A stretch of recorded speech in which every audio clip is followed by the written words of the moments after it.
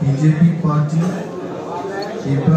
এবং আইপিএফটি, এই তিনটি দলের ঐতিহাসিক একটা সমন্বয় সভায় হয়েছে এবং তিন দলের শীর্ষ নেতৃত্বরা উপস্থিত ছিলেন। এখানে মাননীয় মুখ্যমন্ত্রী ছিলেন এবং সর্বস্তরে আমরা কিভাবে কাজ করব এবং বিশাল ভোটের ব্যবধানে আমাদের দুইজন প্রার্থী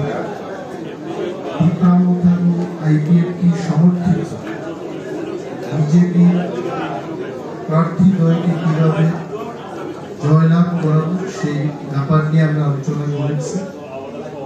And we are very hopeful at the district level, mandal level or block level, both স্তরে ইতিমধ্যে in the last 1 week ব্যাপকভাবে কাজকর্ম শুরু হয়ে গেছে। এর আমরা আশাবাদী যে বিশাল জয়ের ব্যবধানে আমরা জয়লাভ করব। But we are not to take anything like আমরা গতবার লোকসভা নির্বাচনের যে ফলাফল এটা মাথায় রেখেছি, কংগ্রেস এবং সিপিএম এর প্রাপ্ত ভোটকে আমরা অ্যানালাইজ করে আমাদের রণনীতি আমরা তৈরি করেছি এবং আরো করব।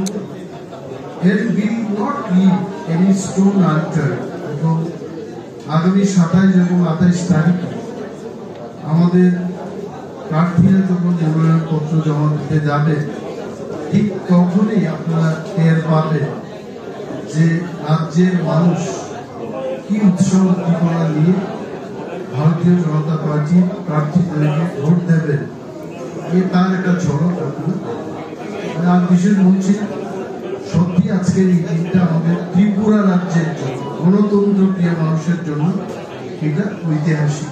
Thank you.